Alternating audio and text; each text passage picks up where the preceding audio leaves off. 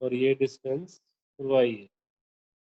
तो आपको मैंने इक्वेशन ऑफ ट्रेजेक्टरी बताई हुई है, y is equal to x tangent theta of g x square by u square cos square theta. You all know that. ये वाली इक्वेशन हमने पहले ड्राइव की हुई है ऑलरेडी। इस इसको थोड़ा सा इजी करता हूँ, इस फॉर्मूले को। अब क्या करो, एक्स टेंजेंट थीटा को कॉमन निकाल, अंदर बनेगा 1 - half g x square u square cos square theta, और एक्स टेंजेंट थीटा से डिवाइड हो जाए। जब आप कॉमन निकालते हो तो वो वाला फैक्टर उसके नीचे चला जाता है ना। सिंपल मैथ्स है ये तो। अंदर लेके जाओगे तो इससे कैंसिल हो जाएगा। Yes sir. तो अब सॉल्व करके देखो। 1 - यहाँ कुछ कटता है, एक एक्स से एक x, half g x u square. Sir resolution कम हो गया, ब्लर आ रहा है। Yes sir. Yes sir.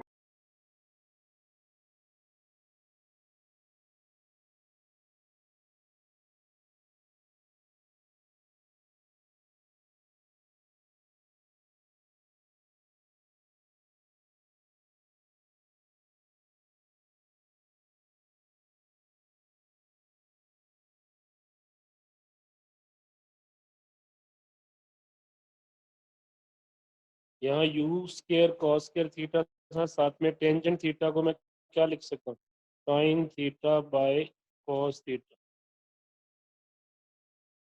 दिख रहा है क्या कुछ आपको? सर ब्लर आ रही है। ब्लर है सर। आ रही है तो बेटा फिर नेटवर्क इशू है आज। 3 नेटवर्क है, 3। सर आपका नेटवर्क कम दिखा रहा है, लो दिखा रहा है। So bandwidth low है।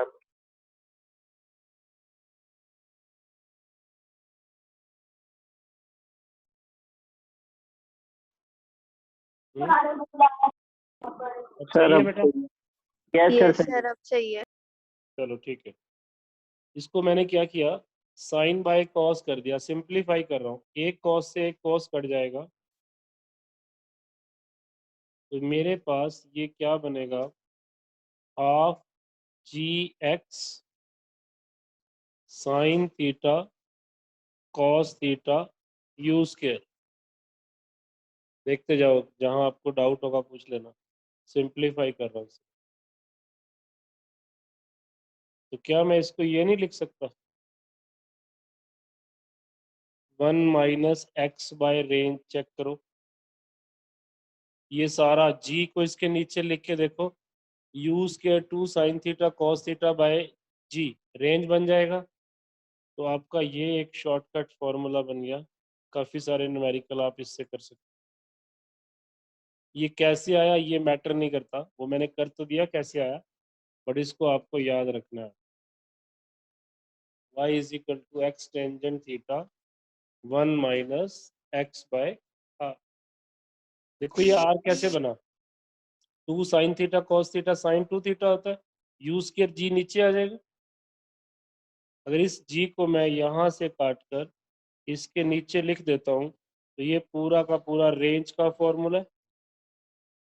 तो मेरा फॉर्मूला क्या बन गया, x tangent theta 1 - x bye.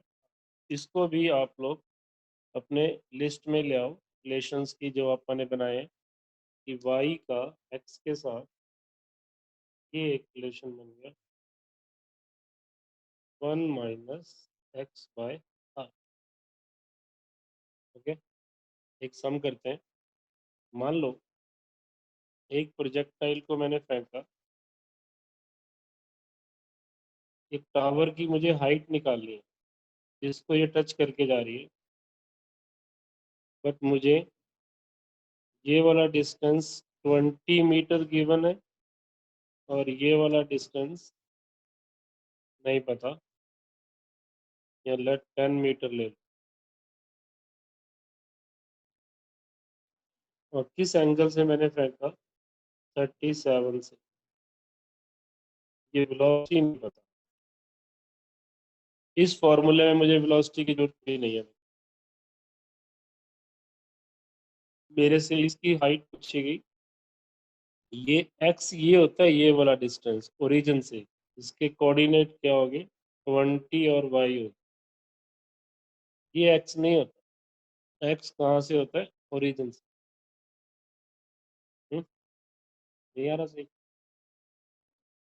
जाएगा बेटा, कोई बात, कोऑपरेट कर लेंगे बच्चे। अब इसमें से y निकालो सब लोग, तो y क्या होगा,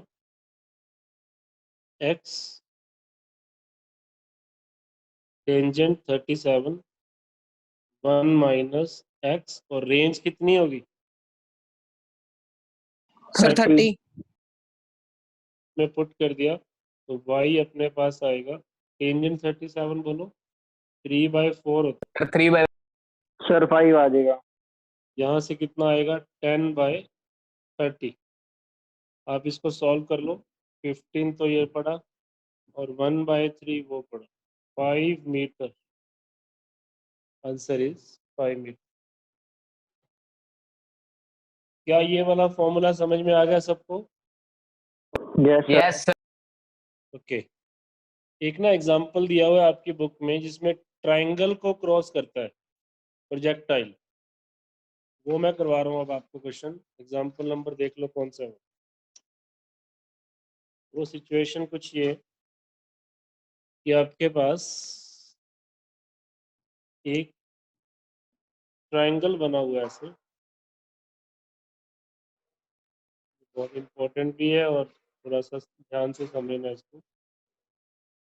एक ट्रायंगल है जिसके दोनों एंगल अल्फा और बीटा है, लेफ्ट।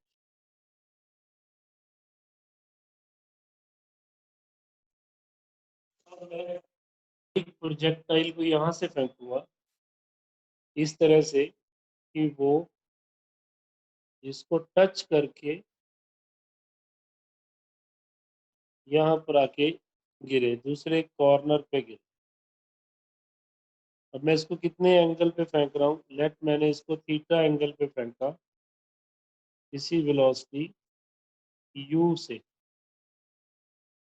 तो मुझे एक रिलेशन बनाना है थीटा का, अल्फा का और बीटा के बीच, एक रिलेशन सेटअप करना है between theta alpha and beta. दिख रहा है कुछ क्या वहाँ? बेटा डायग्राम सब लोग बना ले। अब ये वाली हाइट मुझे नहीं पता कितनी है, मैं इसको y ले लूं और इसको क्या ले लूं, x। इसको मैं x ले लूं, उसको मैं y ले लेता हूं। अभी जो मैंने इक्वेशन आपको सिखाई है उसका यूज कर लो, x tangent theta 1 minus x/r,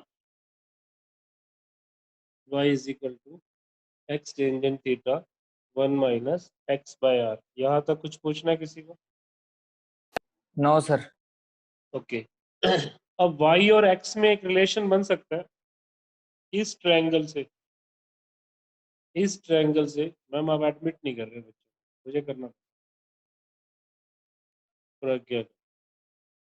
इस ट्रायंगल में आप देखो y और x में क्या रिलेशन होगा, tan अल्फा y/x, और इस ट्रायंगल में टेंजेंट बीटा, इसको क्या मैं r माइनस x लिख सकता हूँ क्या? टोटल तो रेंज है ना, यस सर। इसको मैं r माइनस x लिख सकता हूँ। दिस इज r माइनस,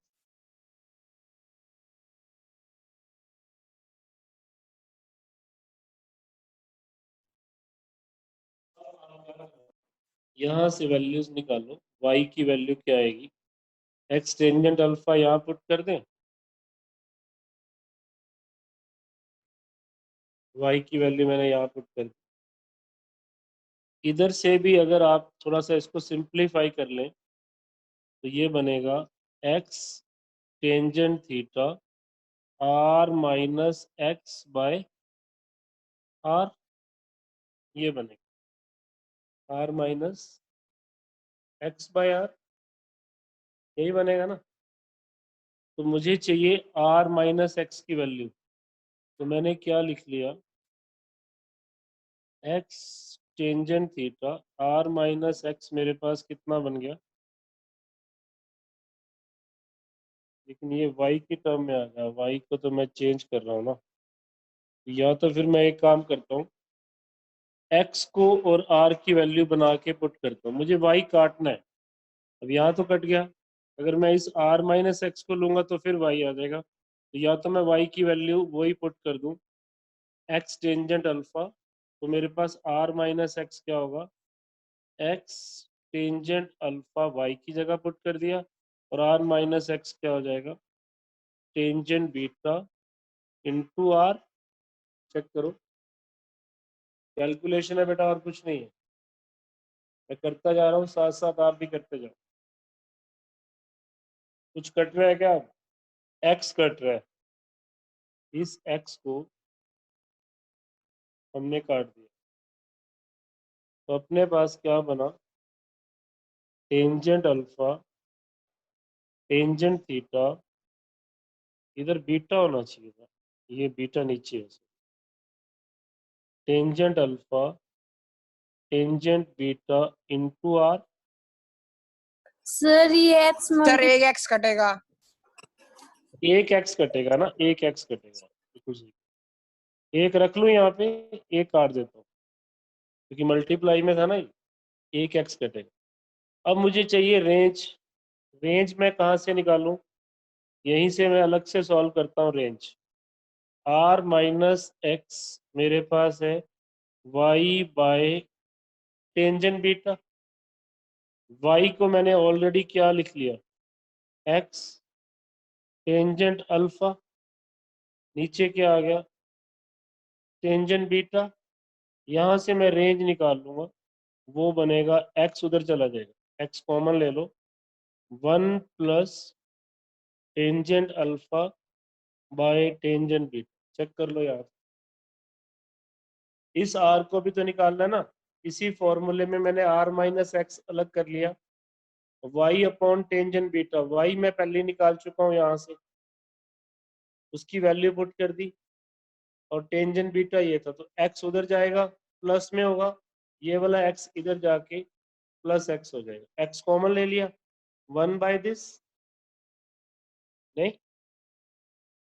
बेटा यहाँ से कैलकुलेशन है, r माइनस एक्स को लेफ्ट साइड में रखा, y अपॉन टेंजेंट बीटा आ गया, y मेरा ऑलरेडी ये रहा, y is equal to x tangent alpha, x tangent alpha upon tangent beta, ये r माइनस एक्स था, ये वाला x इधर जाके प्लस x हो गया, x कॉमन ले ले, इसका भी एलसीएम ले लो, क्या बनेगा ये, x tangent beta tangent alpha divided by tangent beta, ये वैल्यू मेरे पास किसकी आ गई,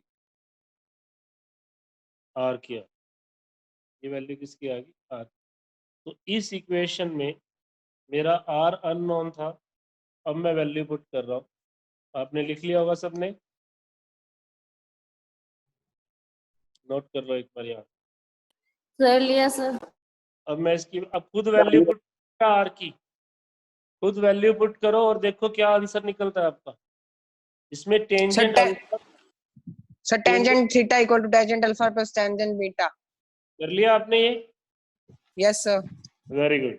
यहाँ आर की वैल्यू मैं पुट कर रहा हूँ, आप भी मैच कर लो मेरे साथ। Tangent alpha is equal to, मेरे पास था टेंजेंट थीटा और tangent alpha X by tangent beta into में आर, आर मेरे पास क्या था, X tangent beta tangent alpha, और जो नीचे वाला फैक्टर है वो ऊपर चला जाएगा, टेंजेंट बीटा। ये टेंजेंट बीटा और ये एक्स कट जाए, बचा क्या? Tangent alpha, tangent theta, tangent alpha divided by tangent beta plus tangent alpha. ये टेंजेंट अल्फा इससे कट गया, तो अपने पास आ गया tangent beta tangent alpha equal to tangent theta. Calculation थोड़ी सी ज़्यादा है, आप इसको नोट कर लो, बट फॉर कॉम देखो थ्योरी में तो ये आएगा नहीं, मैं पहले कह दूँ। ये अच्छे लेवल का क्वेश्चन है, तो जो बच्चे कंपटीशन कर रहे हैं वो धीरे धीरे ये फॉर्मूला उनको वैसे ही ध्यान रहेगा कि जब भी ट्रायंगल वाली सिचुएशन आएगी तो इन तीनों एंगल में क्या रिलेशन होगा, थीटा अल्फा और बीटा में वो रिलेशन होगा tangent theta tangent alpha plus tangent beta. Sold example दिया हुआ है ये आपकी बुक में, आप वहां से भी चेक कर सकते। किसी को पूछना कुछ? नहीं? चलो डाउट बोलो, कोई डाउट है तो आपका एक्सरसाइज में या सर सोल्ड। Example number 90। 90 निकालो बेटा, example number 90।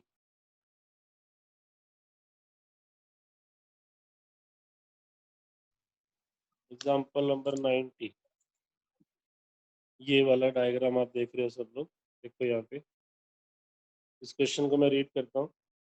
A shell is fired from gun from the bottom of a hill along its slope. The slope of the hill is 30 degree. Slope होता है ये वाला एंगल अल्फा, और जिस angle पे फेंका वो बीटा है 60। Initial velocity 21। Find the distance from the gun to the point at which shell fall, at which shell fall. एक हेडिंग बनाओ सब लोग, projectile on inclined plane, projectile on inclined plane.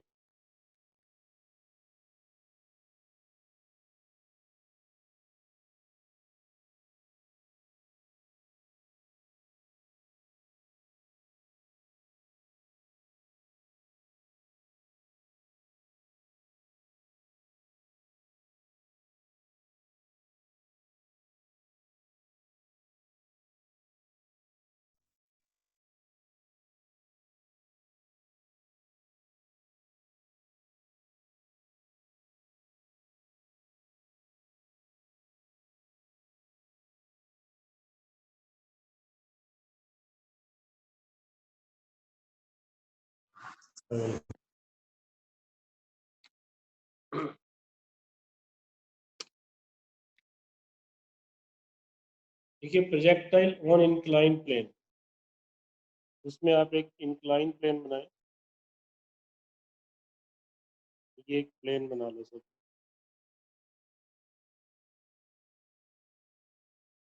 Incline plane है जिसका angle of inclination alpha है।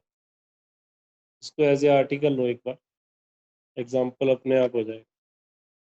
एक projectile को मैंने यहाँ से फेंका इसके ऊपर किसी एंगल बीटा पे, तो ये वाला एंगल कितना होगा बता सकते हो? ये वाला एंगल, ये एंगल कितना होगा बेटा? Beta minus beta minus alpha. Beta minus alpha. ये वाली वेलोसिटी है लेट यू, तो इस वेलोसिटी के कंपोनेंट ना इस प्लेन के अलोंग बनाओ, एक इधर बनेगा और एक इधर बनेगा 90 डिग्री। इसको आप ओ ए ले लो, मान लो कि ये आपकी एक्स एक्सिस है। अब आप इसको एक बार एक्स एक्सिस मान लो, वो आप मान सकते हो अपनी मर्जी से, बट वाई एक्सिस जो होगी वो परपेंडिकुलर जाएगी एक्स एक्सिस। अब कौन सी वेलोसिटी का कंपोनेंट इस डायरेक्शन में क्या होगा? You cos beta minus alpha, और इस डायरेक्शन में क्या होगा? You sine beta minus alpha. इसमें किसी को कुछ पूछना है तो पूछ। आर्टिकल का हेडिंग बना लो, कंपटीशन वालों के लिए तो बहुत इंपॉर्टेंट है topic.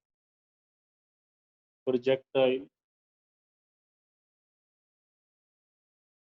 On an inclined plane, inclined plane. तो मैंने क्या किया, इस इंक्लाइंड प्लेन को ही एक्स एक्सिस मान लिया। अगर ये एक्स एक्सिस है तो ये वाली एक्सिस कौन सी होगी, वाई।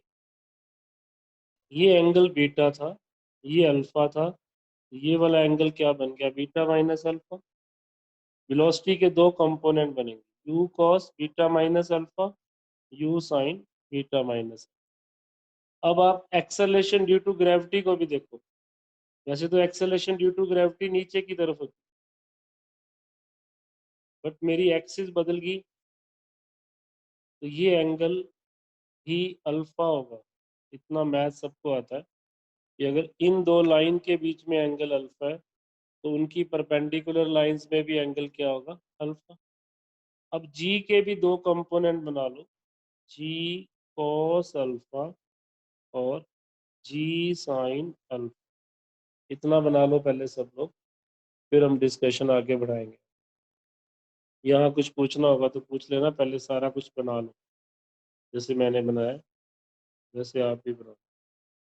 ये वेलोसिटी थी और ये ओरिजिनल वाई एक्सिस थी जिसको हमने टिल्ट कर लिया।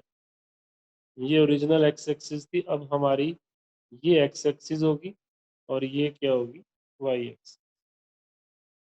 ऐसा आप ले सकते हो कभी।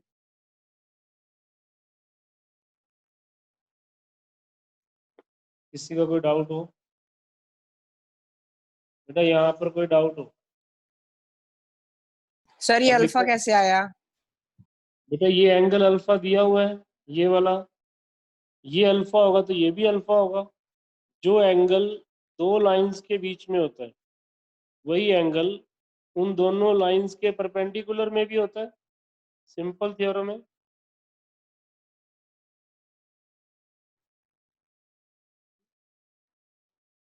तो मैग्नीट्यूड लिया ना बेटा इस तरफ। अब आप लिखो motion along X axis and motion along Y axis. पहले लिखो मोशन अलोंग एक्स एक्सिस।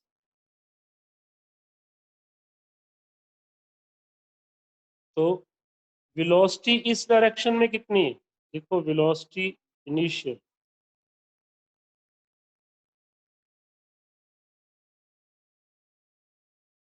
एक एक पॉइंट को चेक करते जाओ।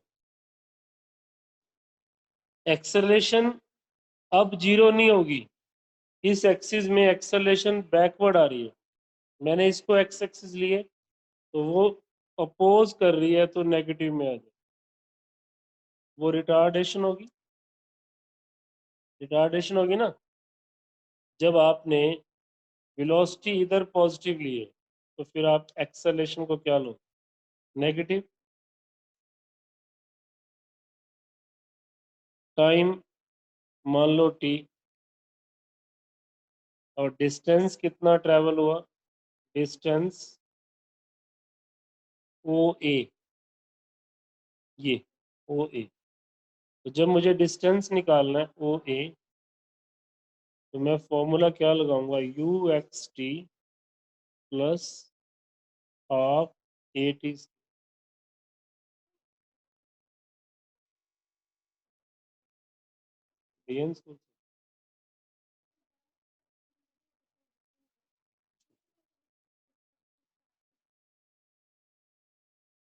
ये यू एक्स की जगह पे आप वैल्यू पुट कर दो, U cos beta minus alpha T minus half G sine alpha T square. ये मेरा ओ ए आ गया। जब तक मुझे टी नहीं मिलता तब तक मेरा ये सॉल्व नहीं हो। एक बार पहले यहाँ तक किसी को पूछना तो पूछ। फिर मैं आगे बढ़ूंगा इस आर्टिकल में।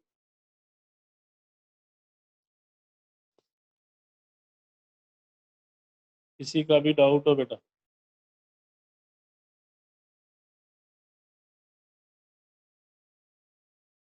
नहीं। अब आप लिखिए motion along Y axis. Motion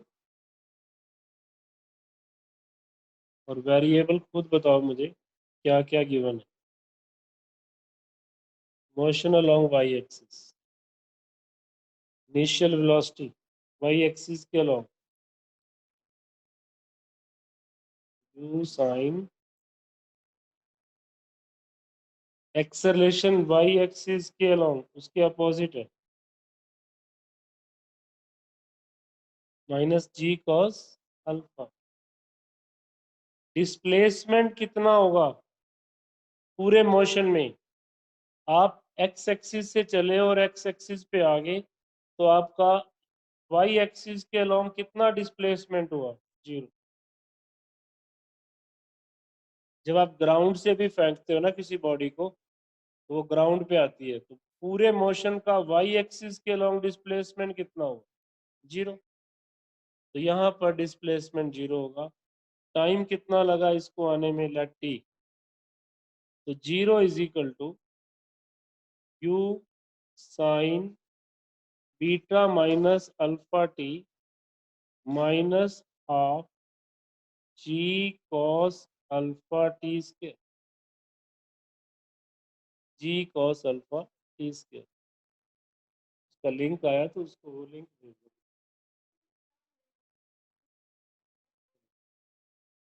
अब एक टी तो देखो 0 हो गया, तो इसको मैं इधर लेफ्ट साइड में ले आता हूँ।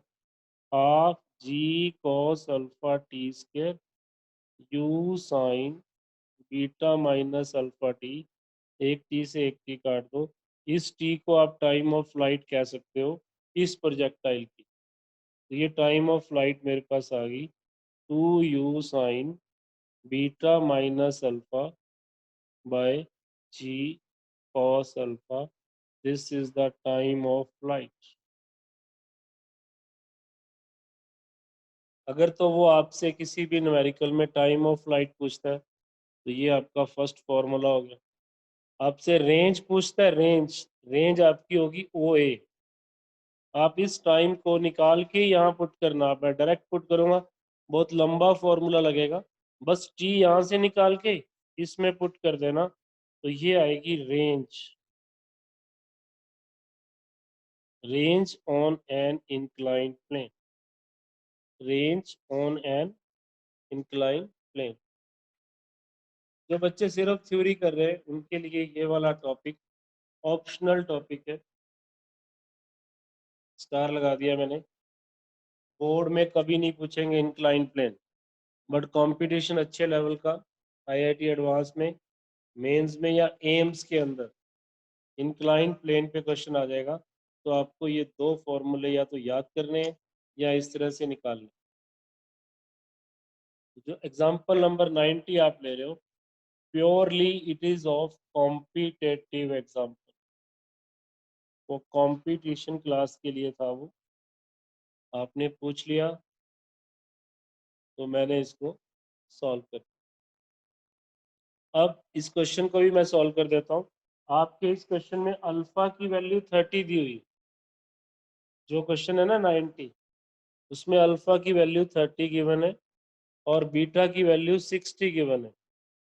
Alpha is 30 and beta is 60 और इवन यू भी आपको गिवन है 21। यू भी 21 है। Find the distance from the gun to the point. तो रेंज पूछी हुई है, रेंज तो सीधी रेंज नहीं निकलेगी, पहले आप निकालोगे टाइम ऑफ फ्लाइट। यहाँ पुट करके देखो 2 21 60 माइनस 30 30 और साइन 30 कितना होता है 1/2। जी को 10 ले लो और कॉस 30 कितना होता है। तो यहाँ से बेटा आप टाइम सॉल्व कर लेना, उसको फिर आप इसमें पुट करना इसके अंदर, तब आपका ये क्वेश्चन नंबर 90 होगा। तो थ्योरी वाले बच्चे छोड़ सकते हो इस एग्जाम्पल। आपके सिलेबस में मेंशन ही नहीं है इंक्लाइंड प्लेन पे प्रोजेक्टाइल, आपके सिलेबस में हॉरिजॉन्टल और एंगुलर प्रोजेक्टाइल मेंशन है। This topic is only for the competition. तो आपको मैंने बता दिया, तो ये कंपटीशन वाला पार्ट आ गया। बाकी आपकी नॉलेज के लिए मैंने बताया कि ऐसे भी आप कर सकते। इससे अब आपको एक और आइडिया हो गया। देखो, जैसे आपने सिंपल प्रोजेक्टाइल पढ़ा, इसका टाइम ऑफ फ्लाइट निकालना था ना, तो आप क्या कर सकते थे, ये u sin theta vertically displacement 0, आप सीधा भी निकाल सकते हो टाइम ऑफ फ्लाइट। अब हमने तब निकाला था टाइम ऑफ असेंट को डबल कर दिया। आप यहाँ से लेके यहाँ तक का टाइम एक साथ निकाल सकते हो, क्योंकि वर्टिकली आपके पास कोई डिस्प्लेसमेंट नहीं है। u sin theta t minus half g t square. इसको आप सिंप्लीफाई कर लो, वही आंसर आ गया आपका जो आपने पहले किया हुआ है। टी से टी गया, तो ये टी आपके पास 2u sin थीटा बाय, यही मैंने इंक्लाइन प्लेन के ऊपर किया। This is your example number 90। अब आप सेल्फ सॉल्व करना। कंपटीशन वाले इसको फेयर कर लेना, कंपटीशन वाले बच्चे अपने नोट्स में इसको फेयर करना। अगला डाउट बोलो बेटा। एक्सरसाइज में से 90 लास्ट था, 89 भी मैंने करवा दिया। देखो ट्रायंगल वाला ये था 89, 90 भी हो गया। अब किसी का कोई भी डाउट हो up to 17 Sir, second question. Question number 2 Second.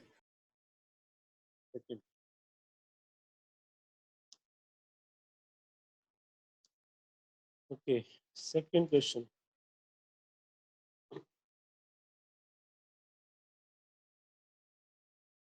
A body is projected with velocity 20 meter per second in direction making an angle 60 degree with horizontal. Calculate the position after 0.5 second. इसमें क्या doubt है? 0.5 second के बाद उसकी position बतानी है, उसके coordinate बताने हैं। मान लो वो यहाँ पहुंच, लड़की वो यहाँ पहुंच गई, तो आपको यहाँ पर मुझे क्या बताना है, एक्स और वाई निकाल। वेलोसिटी कितनी है? वेलोसिटी है 20, एंगल कितना है 60। कंपोनेंट बनाएंगे, ये 10 हो गया और ये कितना हो गया 10√3। एक्स एक्स आपका ये डिस्टेंस है और एक्स एक्सिस के लॉन्ग वेलोसिटी चेंज नहीं होती। 10t, टी उसने दे दिया 0.5 सेकेंड, 10 इंटू 0.5 वो कितना हो गया 5 मीटर। अब रहेगा वाई। वाई के लिए आपके पास वर्टिकल कंपोनेंट है ही, minus half g t square. Time आपको दे दिया उसने हाफ सेकेंड। सॉल्व कर लो इसको, 5√3, उसके बाद क्या बनेगा 1.25। सिंप्लीफाई कर लो, आंसर है। क्या ये समझ में आया आपको? इसका डाउट है Yes, sir. तो दूसरे पार्ट हो जाएंगे। Velocity after 0.5 second. आपको पता है कि हॉरिजॉन्टल वेलोसिटी कभी चेंज नहीं होती, हॉरिजॉन्टल वेलोसिटी तो 10 ही रहेगी। Vertical velocity v is equal to u minus G T. u vertical कितना था, u 10√3 माइनस 10 इंटू हाफ। इसको सॉल्व किया तो ये बन गया 10√3 माइनस 5। सॉल्व कर लेना, ये वाली वेलोसिटी आ जाएगी। इसका रिजल्टेंट निकालना है तो पैरेललोग्राम बनाओ और उसका रिजल्टेंट निकाल, वो कितना बन जाएगा वो आपको निकालना आता है। ये था क्वेश्चन नंबर 2। नेक्स्ट चलो, नेक्स्ट डाउट। Question number 6. एक क्वेश्चन और ले लो बेटा, टाइम होने वाला 3 बजने वाले, मैं late Sir, start. 6. Question number 6 किसका डाउट है, नाम बोलो। नेम सोनिका। Parla. वाला cricketer can throw ball horizontally maximum distance up to 160, तो रेंज मैक्सिमम रेंज, और मैक्सिमम रेंज का फॉर्मूला क्या होता है, यू स्क्वायर बाय, यहाँ से वेलोसिटी बन जाएगी। Calculate the maximum vertical height to which he can throw, yes important point है, नोट करें सब। कोई भी चीज को दूर फेंकना हो तो किस एंगल पे फेंकते हो, 45, 45। और अगर सबसे ऊंचा फेंकना हो तो किस एंगल पे फेंकोगे, 90 डिग्री। सर 90, उसने कहा है कि कैन थ्रो, कैन वर्ड को ध्यान से देखो, कैन थ्रो, उसकी एबिलिटी पे बात आ रही है, वो कितना ऊंचा फेंक सकता है। उसने ये नहीं कहा कि वो कितना ऊंची गई, ये अलग क्वेश्चन है कि जब उसने 160 मीटर दूर फेंका तो वो कितना ऊपर गया, ये अलग अलग क्वेश्चन है, वो जाएगा इसका 1/4। उसने कहा है कि कितना ऊंचा फेंक सकता है, तो ऊंचा फेंक सकना उसकी एबिलिटी के ऊपर है, तो फिर वो 90 डिग्री पे फेंकेगा। फिर वो 45 पे क्यों फेंकेगा, वो 90 पे फेंकेगा। और हाइट के फॉर्मूले में u square sine square 90 by 2g, sine 91 होता है। अब वो फेंकेगा half of u square by g, और u square by g already कितना है, 160। आंसर चेक करो, 80 मीटर आए। कुछ बच्चे कंफ्यूज हो रहे हैं कि 40 मीटर क्यों नहीं आ रहा, उनको लग रहा था कि 40 मीटर आए क्योंकि मैंने आपको एक फॉर्मूला दिया था, tangent theta is equal to 4h/r, उससे 40 आ रहा है। बट वो क्वेश्चन ही अलग है।